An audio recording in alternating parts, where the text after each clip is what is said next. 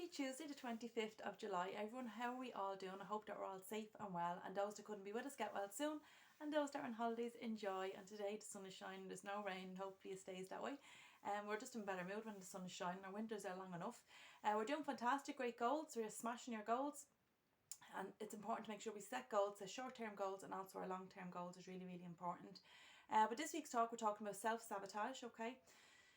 And we're all guilty of it. We all self-sabotage ourselves on our weight loss journey, and also in life sometimes. We just sabotage ourselves. We don't value ourselves. We have fear in us as well. That's a big one. And again, that fear can come back from childhood. So it's important to find out where it stems from, where it really starts from is where we need to get to the bottom of it. But self-sabotage, it is a cycle.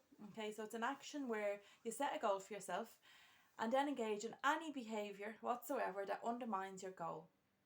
Okay, so like that, we can do that. We can say, right, I'm going to have a good clear week, and then we sabotage ourselves, or we make the wrong food choices. We might be already after having our treat, and then we go out again and we choose maybe the wrong choice off the food menu. So we're totally sabotaging ourselves and writing off time. So we engage in that behaviour.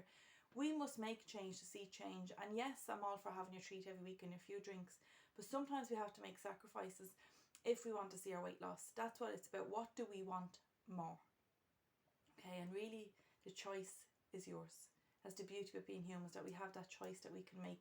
But just as the talk went on to say, it can be a lack of self-esteem. And again, that's the first thing that goes when we tend to put on weight, self-esteem, our confidence. We're kind of running and hiding. We very much stay back. We might not engage in conversations. Also, there's a fear there. So what is the fear? The fear sometimes could be that people say to us, oh, you have to lose some weight, you look sick. Okay, or you're looking old when we lose the weight. Okay, not nice things to say, and it's generally not really the case. It's just people putting their two-pensy halfpensy worth in. But also it could be the fear of, what am I going to look like when I lose weight? I don't know what. I don't know me without weight on me, is what we can also say. So there's huge big fears in there. But Up Force says that we can be a negative thinker. So we can talk ourselves in and out of everything, but we can really be quite negative with ourselves rather than being positive. Turn that frown upside down. So the negative thinker could be, say for instance, I've lost 3 pounds, but I've 2 stone to go. I'm never going to lose 2 stone because I have my 50th this year. It's my wedding, a big wedding anniversary. I have a holiday to go on. Christmas is coming. I'll have my Christmas work party. There's always going to be something there. But the negative thinker is thinking negatively rather than saying, well, after losing 3 pounds, it's a quarter of a stone. I'm after releasing 7 pounds of pressure off my joints. And well done, and focusing on the positive from that. The second point in there is the fear of failure. So the fear that maybe we've tried to lose weight before, we might get to 7 pounds, might get to a stone, and we don't seem to go any further than that. And we're afraid of that pattern happening again, when really not to have that fear, because the power is in our hands not to repeat that pattern. Okay, but we can fear that we're going to fail rather than take the short-term goal. Let's take a 7 pound at a time and then have a long-term goal. But know that it might take a year or two to get to the final destination. Okay, your third one there is a closet eater. So we're not calling it a secret eater, they're calling it a closet eater. So really that's anyone who eats in secret, and again we're all guilty of that. It could be in the car, it could be in the bedroom, it could be when the partner goes to bed, when the kids go to bed, it could be when we're making the dinner, we taste the mash, we're cutting the meat and we're tasting the meat. All that is a form of secret eating. Okay, so and we all are guilty of it, and we feel that because no one has seen it, hasn't seen us eating it, that it didn't happen, and generally those bits don't go on the food diary, but we are all 100% guilty of being a secret eater. So maybe just watch out for that one, that we don't eat in public. We don't want anyone to see us eating and they can relate that to maybe our weight gain.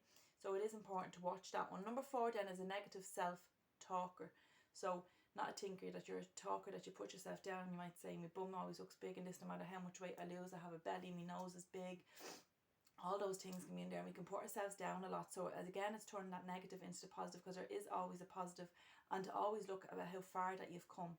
Okay, rather than focus on the negative, we need to start focusing on the positive, folks. Number 5 then is the saint or sinner mentality. So it's that all or nothing personality. And when we have a weight problem, I'm in there as well. We are all or nothing people. That's just a trait in our personality. It's not a bad trait, because it can be anything in life, that we're all in. It could be relationships, it could be a job, that we're all in or we're all out, and we give a lot of ourselves. So like that, it's the whole packet of biscuits or nothing at all, that we can't seem to manage maybe just having 1 biscuit or 2 biscuits. So that saint or sinner mentality can really be the biggest sabotager of all, is what I find. Number 6 then is that we're an emotional eater. Okay, so again, the question is, are you eating something because something is eating you? So give no one that power. It's generally the people that's closest to us, because that's why it matters to us. Because if it was someone that didn't matter, we kind of say shag off or let it go over our head. But that emotional eater Don't give anyone that power. Number one, they've caused an emotion, whether it's happy, sad, angry, whatever's in there. And also on that, they've upset you, number one. They've made you eat. They've made maybe the scales go on. They've made you miss your class. So don't give anyone that power. You stay in control. Number 7 then is focusing on the past. Leave the past where it is. It's there for a reason. Let's stop rewriting history. Let's learn from previous mistakes. So let's say the weekend catches us all out. We fall off track on a Friday.